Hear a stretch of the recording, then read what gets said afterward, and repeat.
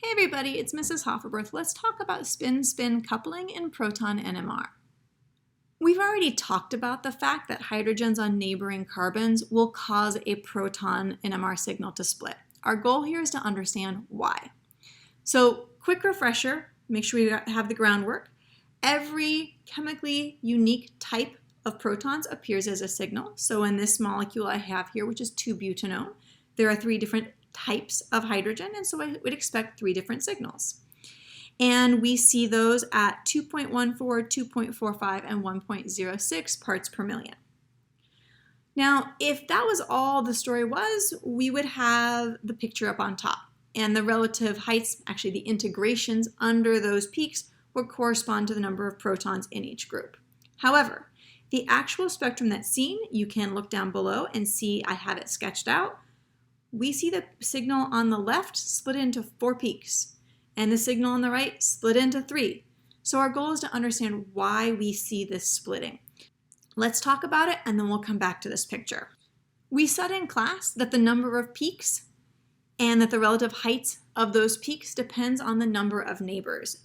And that splitting pattern, which we call our multiplicity, is equal to n plus 1, the number of neighbors plus 1. Let's figure out why. If a proton has 0 neighbors, then it is going to feel the effective magnetic field.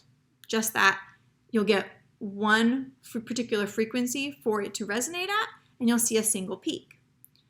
But if you have a proton that has a neighbor, it experiences that effective magnetic field due to its chemical environment based on the functional groups and the other atoms that are around it. But that neighboring proton, it has a magnetic moment. It has spin, and that can impact the results.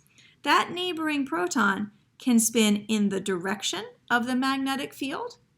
Parallel to it, that's called an alpha spin. In this case, it's going to increase the magnetic field that is experienced by our proton in question.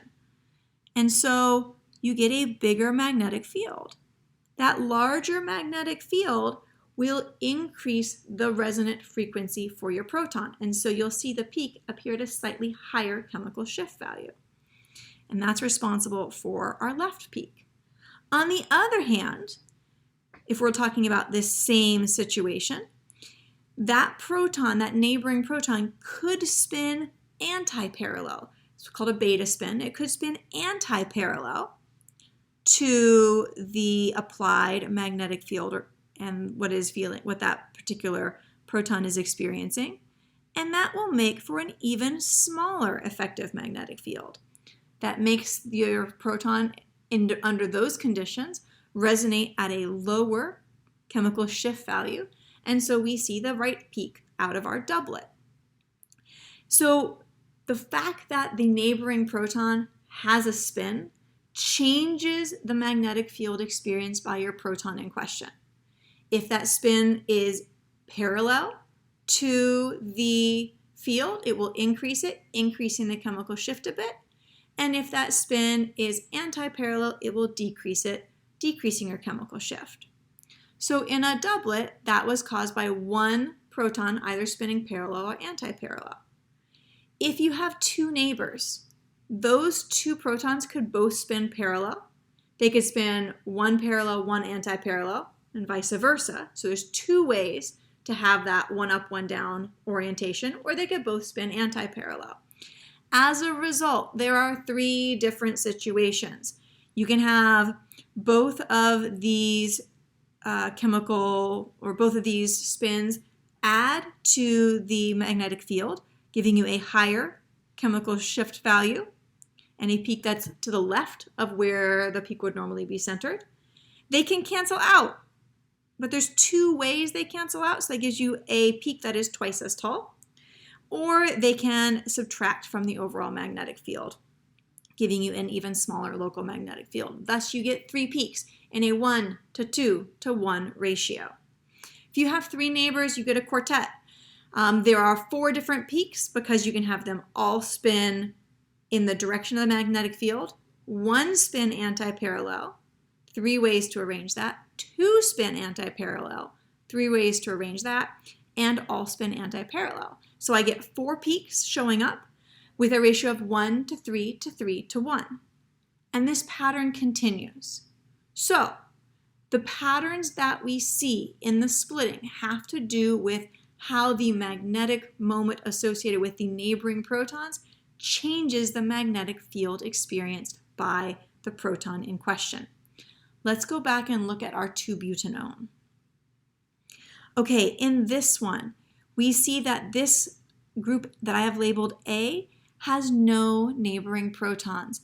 Thus, it will only experience one magnetic environment, and it will appear as a singlet at 2.14.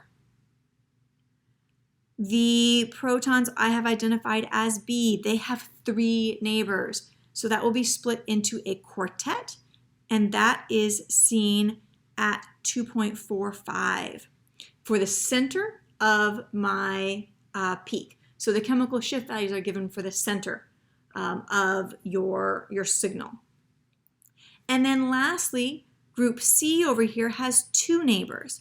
And so it appears as a triplet because those 2 neighbors can either spin parallel, up, or parallel and anti-parallel, or just anti-parallel to that applied magnetic field, changing the local magnetic environment. Let's take a look at one more example. Here's a slightly more complicated molecule where we have more groups of protons. Again, if we did not have spin-spin coupling or any splitting going on, we would expect to see 5 peaks with their integrations reflecting the number of protons in each peak. Because there are neighbors, we see the following. We see that group A here, which has no neighbors, is a singlet up about 3.67 parts per million. We see group D here having 1 neighbor from that CH group. That's next door. That makes it my doublet appearing at 1.15 parts per million. This CH3 group at the end of the longer chain has 2 neighbors. So this guy's going to appear as a triplet, which we see at 0.91 parts per million. Now, B and C, both of these groups of protons have multiple neighbors. And so if I look at B here, it has 3 neighbors on one side and 2 on the other. Because that 3 and that 2 are not chemically equivalent, we need to treat them independently. Group B here will be split into a quartet due to the 3 hydrogens that I have labeled as part of group D, and it will be split into a triplet from the protons in group C. A quartet of triplets, basically what you do, or a triplet of quartets. You would take your 4 peaks and split each into 3 smaller peaks, or take 3 peaks and split them each into 4 smaller peaks. Which one takes priority depends on the size of the splitting, and we're not talking about that in this class. But what we effectively end up seeing on kind of a standard run-of-the-mill NMR is that all of that splitting, the splitting and then the sub-splitting, just ends up with all the peaks overlapping one another, and we see what we often call a multiplet. Because we can't differentiate the peaks that are overlapping one another. C will be similar. C has a single neighbor on one side, so that would make it a doublet. And then it has 3 neighbors, so that would make it a quartet on the other side. So doublet of quartets, quartet of doublets. We're going to see that overlapping, and we're going to end up seeing another multiplet for those 2 because I have competing splitting patterns that are going on. You only add protons together into like a how many total protons do I have if they are chemically equivalent to one another. Otherwise, treat them sequentially. What will one do? What will the other do? And oftentimes we just see those as a multiplet.